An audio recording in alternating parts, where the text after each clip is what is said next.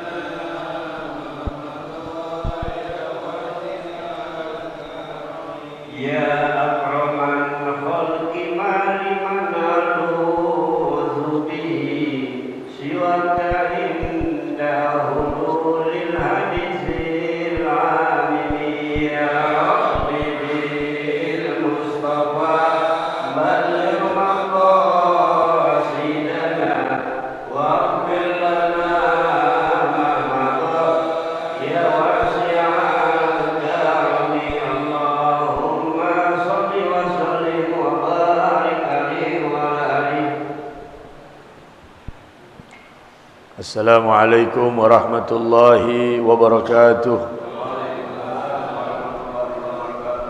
Bismillahirrahmanirrahim. Al-Fatihah ala niyatul futuh wal munuh wal rusuh wa taubatin nasuh wa salahil qalbi wal jasadi wal ruh ila hadratin nabi sayyidina wa maulana Muhammadin sallallahu alaihi wa alihi wa sallam wa ashabihi wa azwajihi wa dhurriyyatihi wa ahli baitihi wa ansarihi wa asharihi ثم إلى أرواح جميع الأنبياء والمرسلين والملائكة المقربين وثم إلى خصوصا نبي الله خضر أبو العباس بليا بالملكن عليه السلام وثم إلى أرواح جميع الخلفاء الراشدين سادتنا أبي بكر وعمر وعثمان وعلي وكافة العشرة المبشرين بالجنة رضي الله تعالى عنهم وأرضاهم أجمعين وثم إلى أرواح جميع الأولياء والشهداء والصلحاء والأكتاب والأمجاد والأوتاد وسائر عباد الله الصالحين ثم إلى أرواح جميع أهل الدرك وأهل الباطن وأهل النوبة وأهل النور وأهل الحل والعقد جميع أهل الخطوة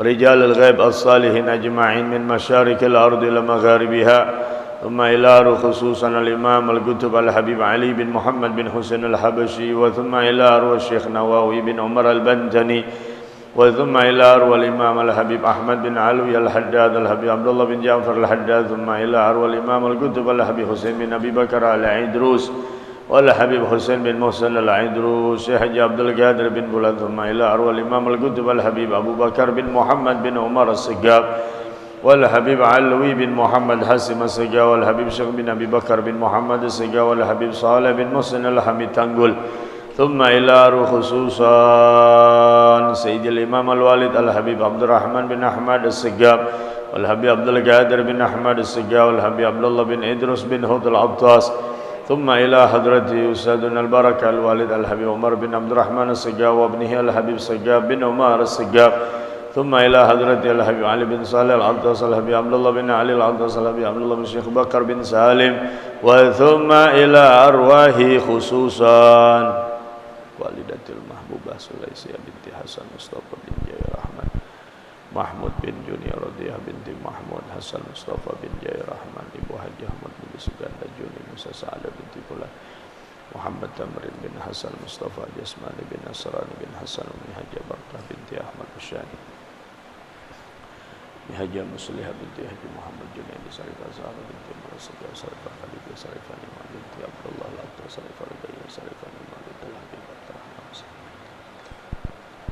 وأصولهم وبرائهم وذوي الحقوق عليهم أجمعين أن الله تعالى يغفر لهم ويرحمهم ويعلي درجاتهم في الجنة وينفعنا ويعيد علينا من بركاتهم وإمدادهم وأسرارهم وأنوارهم وعلومهم ونفحاتهم وبركاتهم وكراماتهم في الدين والدنيا والآخرة ثم إلى أرواح آبائنا وأمهاتنا وأجدادنا وجداتنا ومشايخنا ومعلمنا في الدين وثم إلى أرواح جميع المؤمنين والمؤمنات والمسلمين والمسلمات أن الله تعالى يغفر لهم يرحمهم ويجعل الجنة مثواهم. الفاتحة. أعوذ بالله من الشيطان الرجيم. بسم الله الرحمن الرحيم. الحمد لله رب العالمين الرحمن الرحيم مالك يوم الدين إياك نعبد وإياك نستعين اهدنا الصراط المستقيم صراط الذين أنعمت عليهم غير المغضوب عليهم ولا الضالين. رب اغفر لي ولوالدي آمين. Halaman 5, 11 baris dari atas. Baris yang ke-11 dari atas, halaman 5. Wa man sabarat ala su'i khuluqi zawjiha.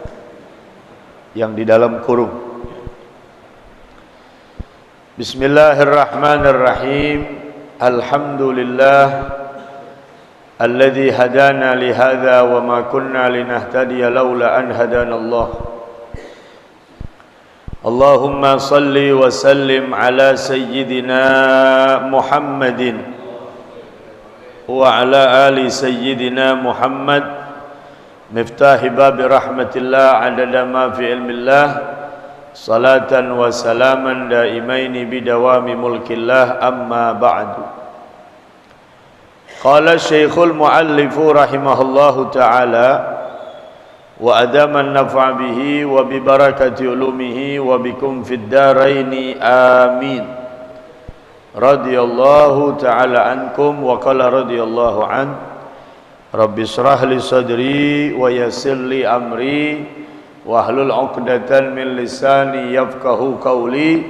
Subhanaka la ilma lana illa ma 'allamtana innaka antal alimul hakim wa la haula wa la quwwata illa billahil aliyyil azim. Ya fattahu ya alim iftah alaina fathan qariba.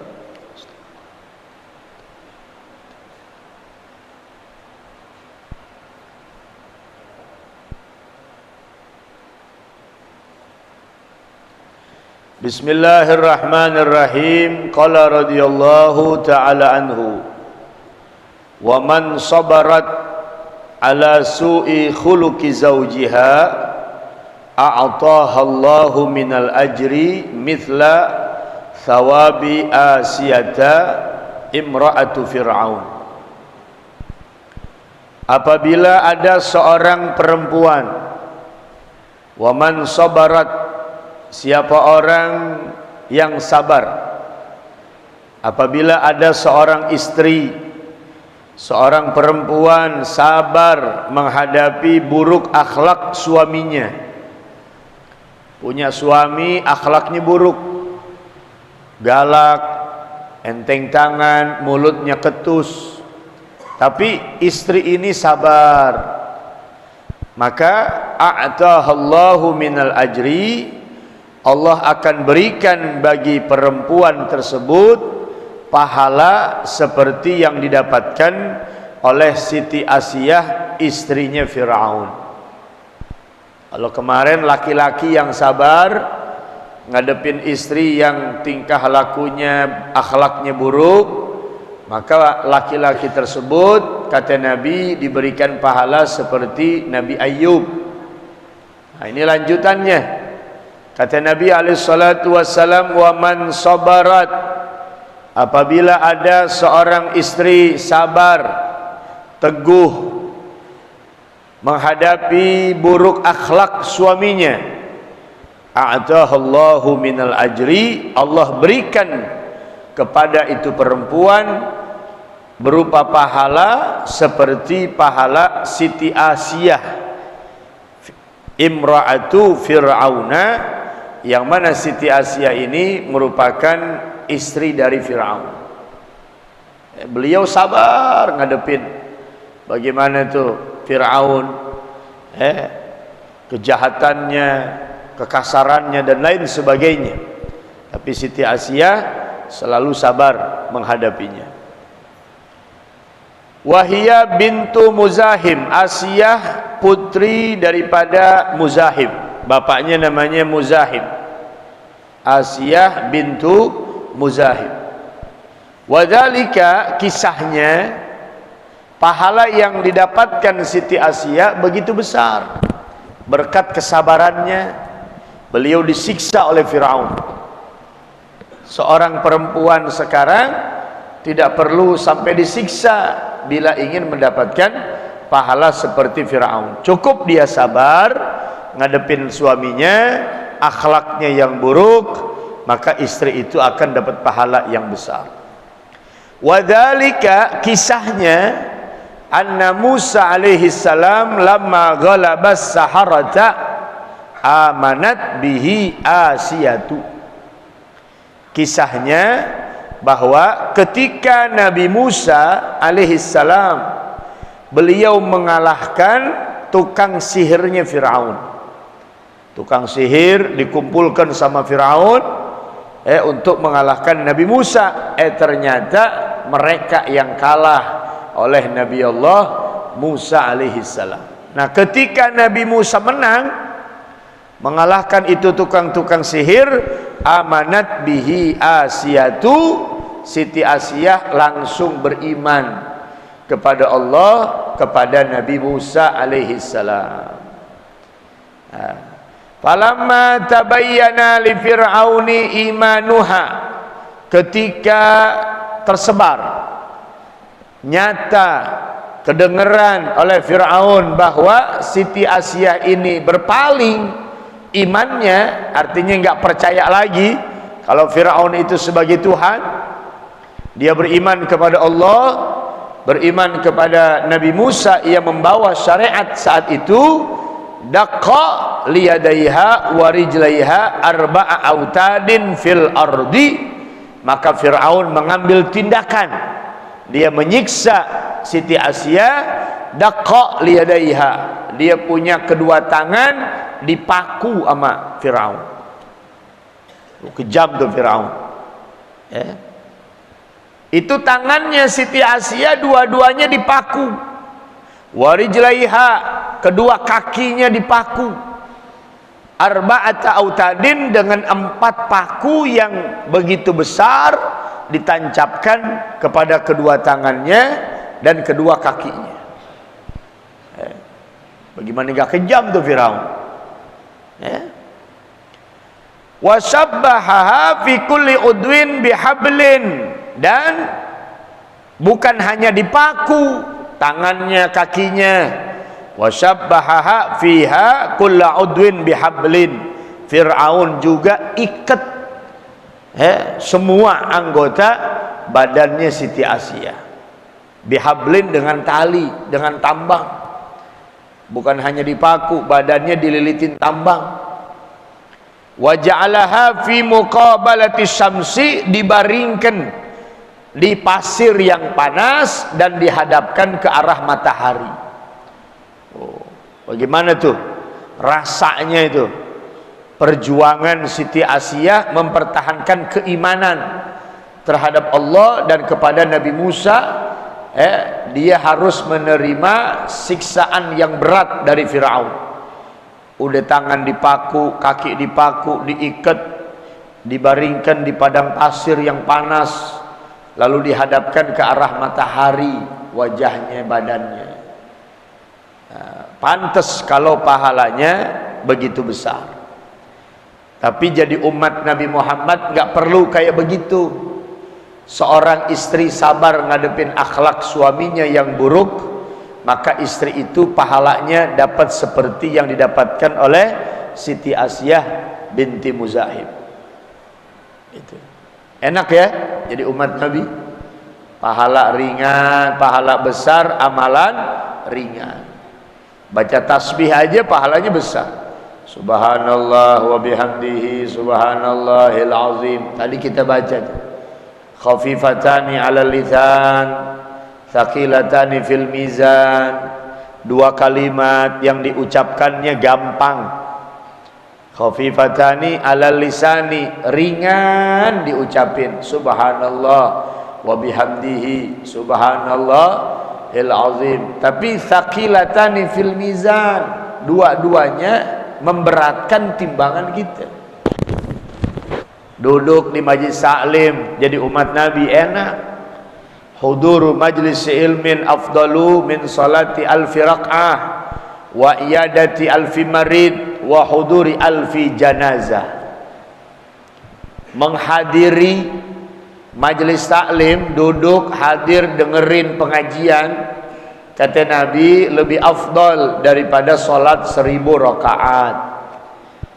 Ringan, sebentaran, nggak lama, setengah jam, seperempat jam, 1 jam paling lama kita duduk, dapat pahala kayak kita sholat 1000 rakaat.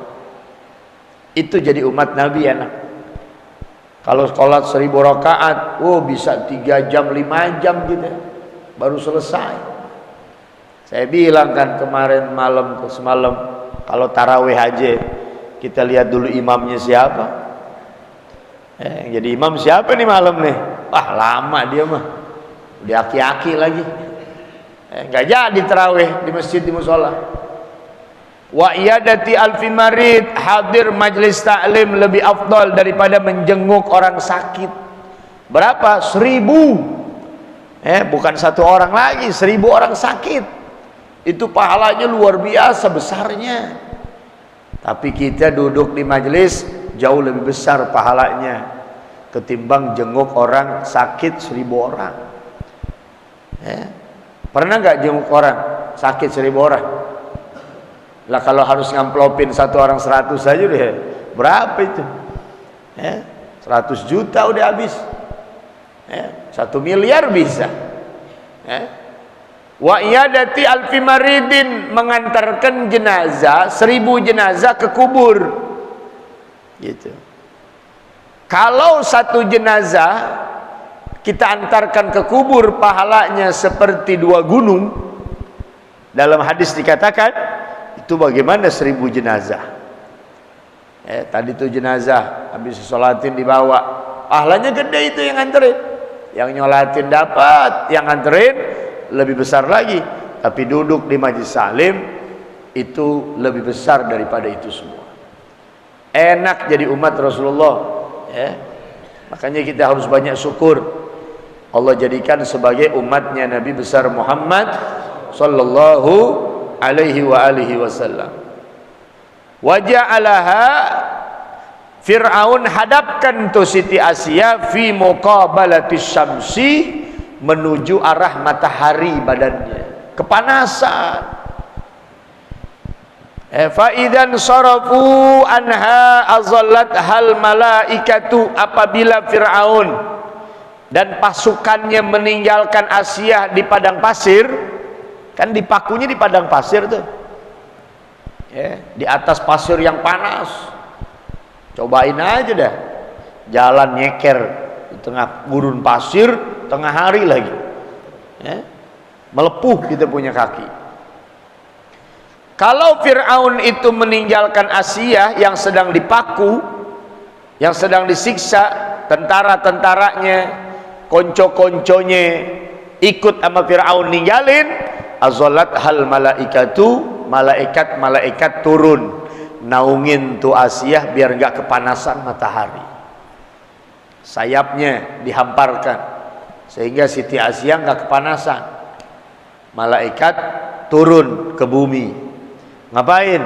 Naungin Siti Asia agar dia enggak kepanasan dengan cahaya matahari. Wa amara Fir'aunu bisakhratin azimatin litulqa 'alaiha, dan Fir'aun akhirnya kesel juga. Udah diseksa, dipaku, dicambuk, lain sebagainya. Ini orang tetap aja beriman. Gitu. Wa amara Fir'aunu, karena Siti Asia teguh dalam keimanannya, Akhirnya Fir'aun kesel, dia perintahkan tuh anak buahnya untuk melemparkan batu besar kepadanya. Angkat tuh batu rame-rame, tibanin kepada Asiyah tadi. Anak buahnya angkat rame-rame itu batu yang sangat besar, pengen ditibanin ke Siti Asiyah. Falamma atauha bis-sakhrah, ketika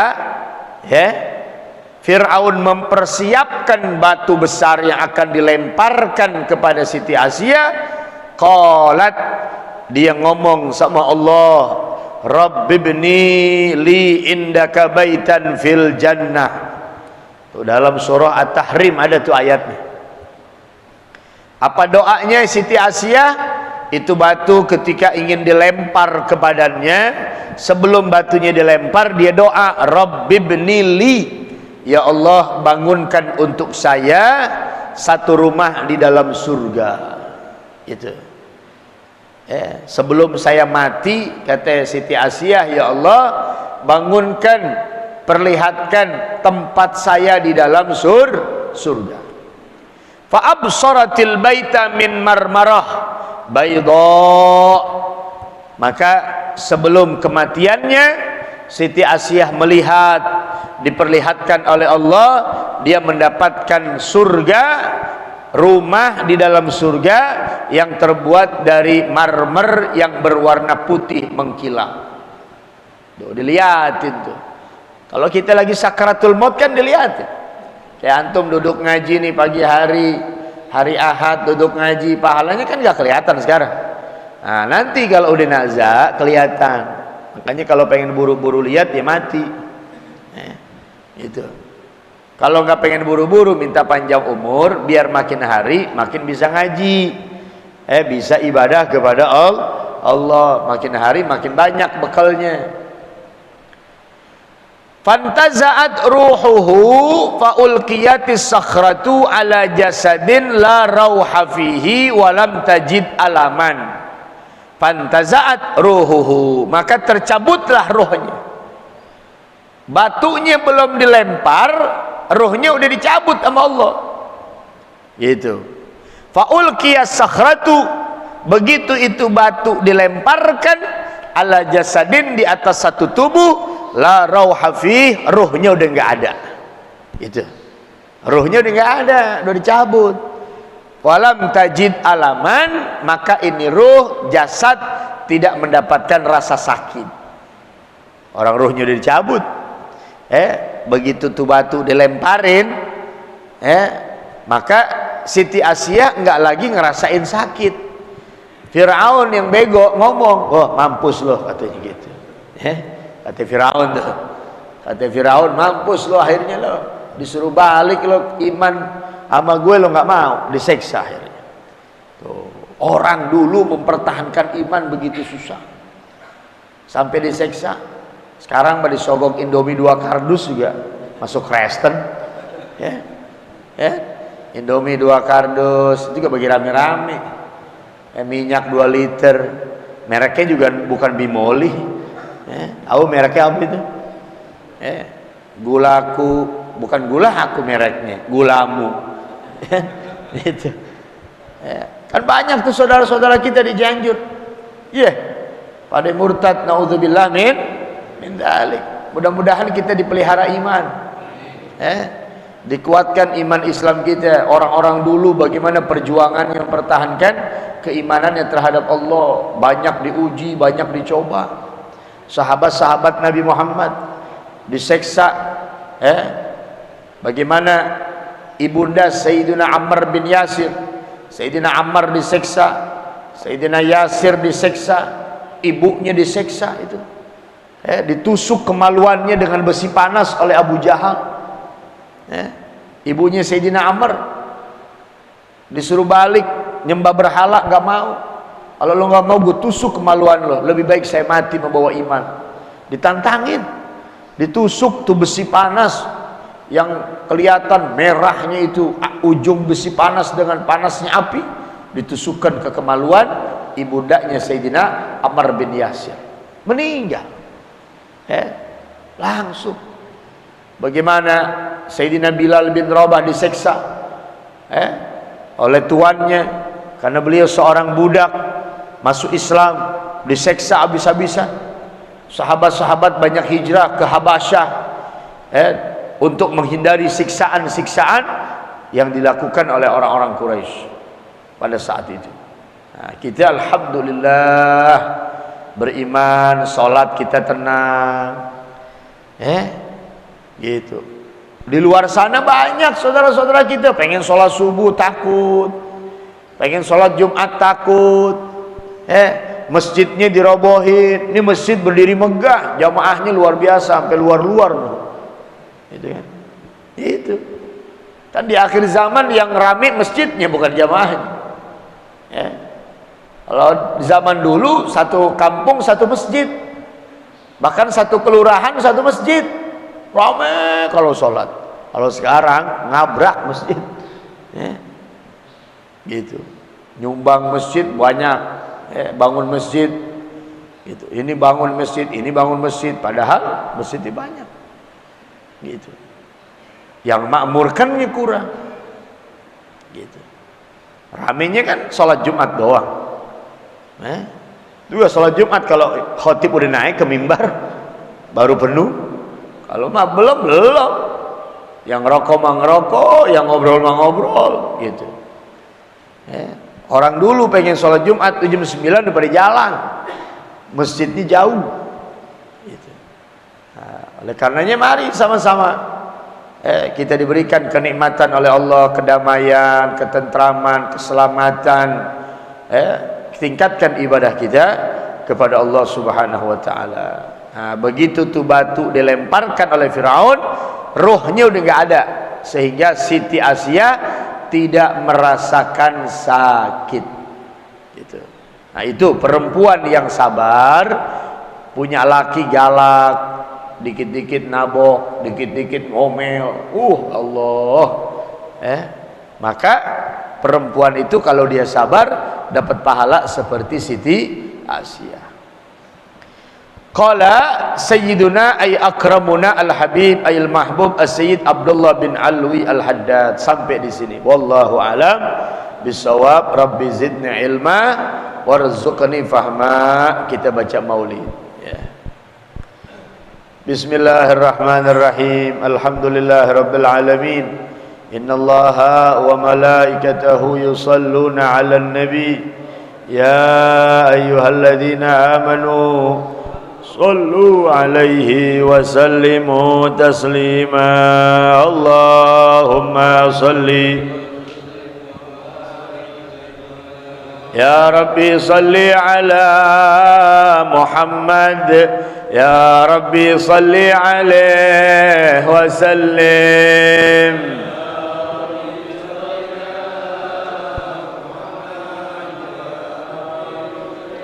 Ya Rabbi salli ala Muhammad Ashrafi badrin fil kauni ashra.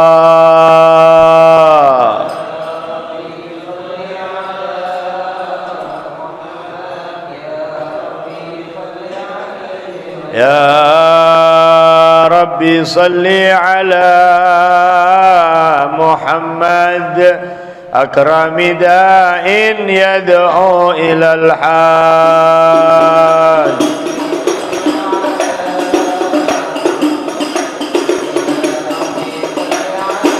Ya Rabbi salli ala Muhammad al-Mustafa as-Sadiq al-Musaddaq.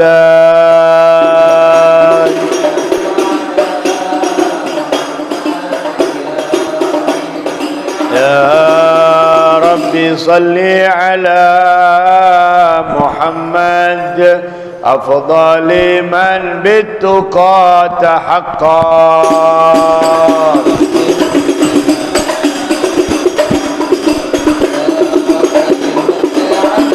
Ya Rabbi salli ala Muhammad من بالسخاء والوفاء تخلى ربي صل على محمد يا ربي صل عليه يا ربي صل على محمد واجمع من الشمل ما تفرق ربي صل على محمد يا ربي صل عليه يا ربي صل على محمد واصلح وسهل ما قد تأوى ربي صل على محمد يا ربي صل عليه يا ربي صل على محمد وافتح من الخير كل مغلاق ربي صل على محمد يا ربي صل عليه يا ربي صل على محمد وآله ومن بالنبي تعلى ربي صل على محمد يا ربي صل عليه صل على محمد وآله ومن للحبيب يعشاق يا ربي صل على محمد يا ربي صل عليه صل على محمد ومن بحبل النبي توثق يا ربي صل على محمد يا ربي صل عليه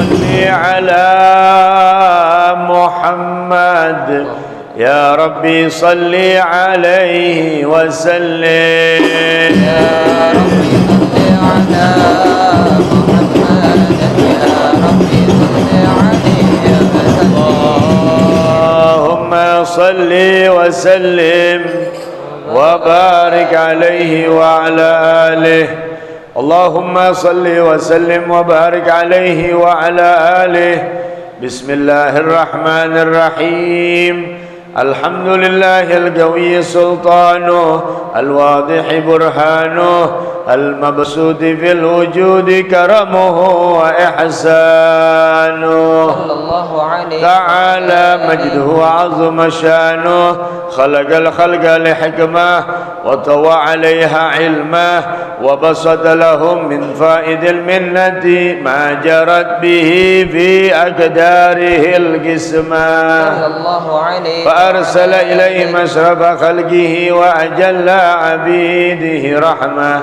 تعلقت إرادته الأزلية بخلق هذا العبد المحبوب فانتشرت أثر شرفه في عوالم الشهادة والغيوب وما جل هذا المن الذي تكرم به المنان وما أعظم هذا الفضل الذي برز من حضرة الإحسان صورة كاملة ظهرت في هيكل المحمود وتعثرت بوجودها كناف الوجود وترزت برد العوالم بطراز التكريم اللهم صل وسلم أشرف الصلاة والتسليم على سيدنا ونبينا محمد الرؤوف الرحيم اللهم صل وسلم وبارك عليه وعلى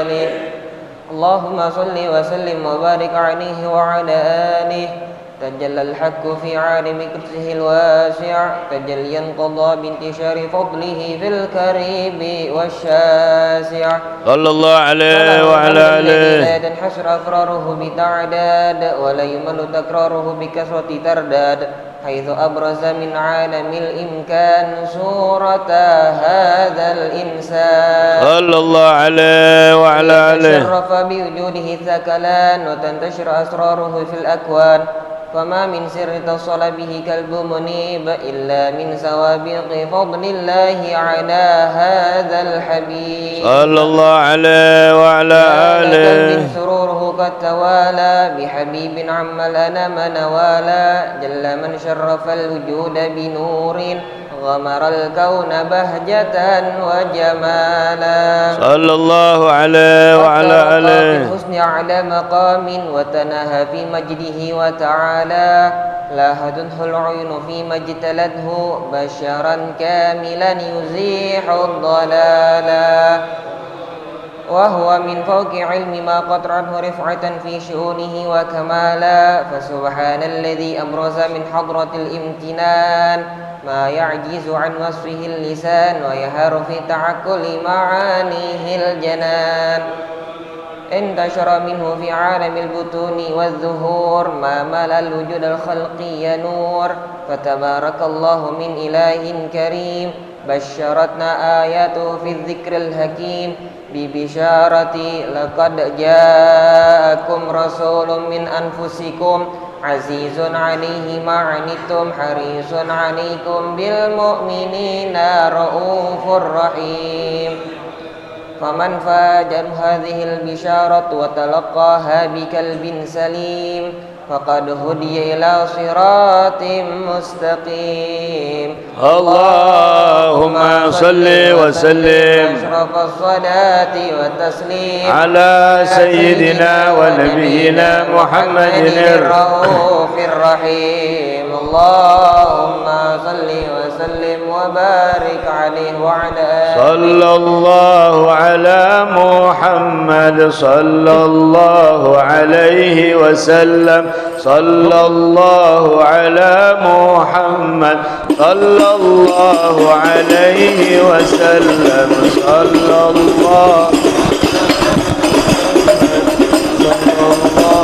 عليه وسلم صلى الله على محمد صلى الله عليه وسلم أشرق البدر علينا واختفى بدر التمام مثل حسنه ما رأينا في العراقين والشام صلى الله على محمد صلى الله عليه وسلم صلى الله على محمد صلى الله عليه وسلم ربي فاجعل مجتمعنا غايته حسن الختام وعدنا ما قد سألنا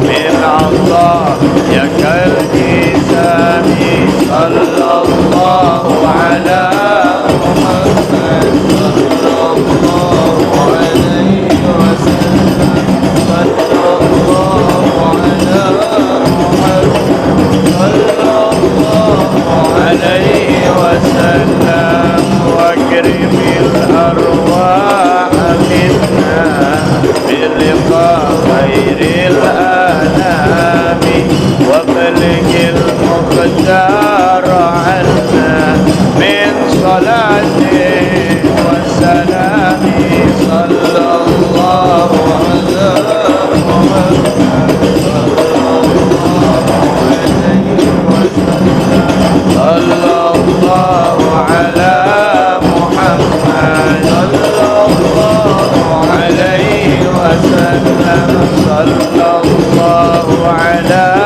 محمد صلى الله عليه وسلم صلى الله على محمد صلى الله عليه وسلم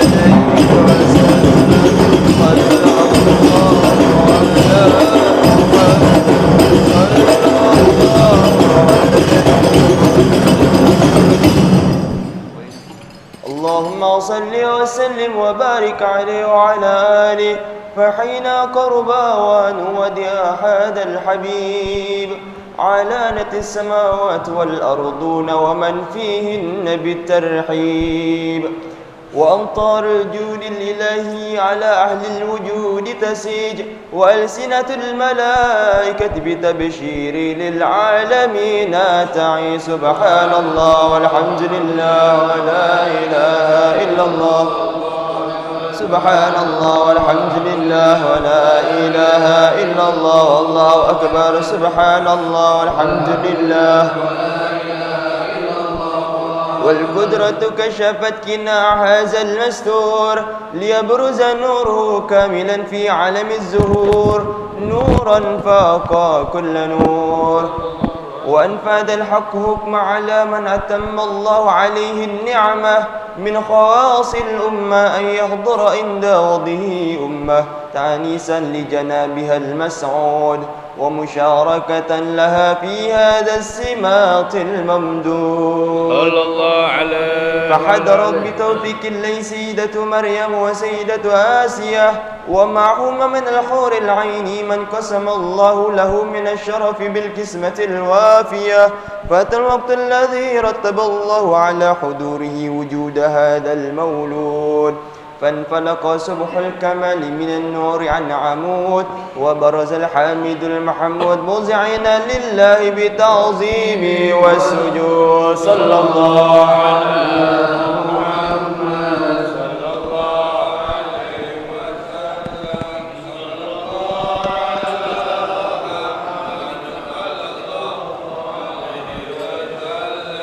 يا نبي سلام عليك يا رسول سلام عليك يا حبيب سلام عليك صلوات الله عليك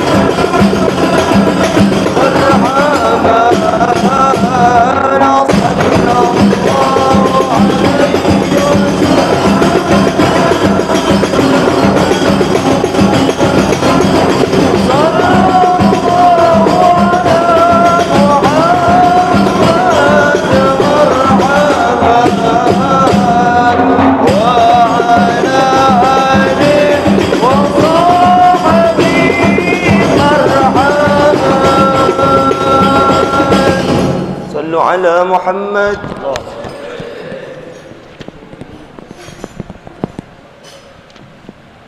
اللهم صل وسلم وبارك عليه وعلى آله. وحين برز صلى الله عليه وسلم من بطن أمه برز رافعا دربه إلى السماء موميا بذلك الرب إلى أن له شرفا على مجده وسماه صلى الله عليه وعلى آله. وكان وقت مولد سيد الكونين من الشهور الشهر الربيع الأول ومن الأيام يوم الاثنين وموضع ولادته وقبره في الحرمين. وقد ورد أنه صلى الله عليه وسلم ولد مفتونا مكحولا مبدوع السراء وولد ذلك لشرفه عند الله عند القدرة ومع برزه إلى هذا العالم ظهر من العجائب ما يدل على أنه أشرف المخلوقين وأفضل الحبائب. وقد ورد عن عبد الرحمن بن عوف عن أمه الشفاء رضي الله عنهما قالت لما ولدت آمنة رضي الله عنها رسول الله صلى الله عليه وسلم وقع على يدي فسهل فسمعت قائلا يقول رحمك الله أو رحمك ربك.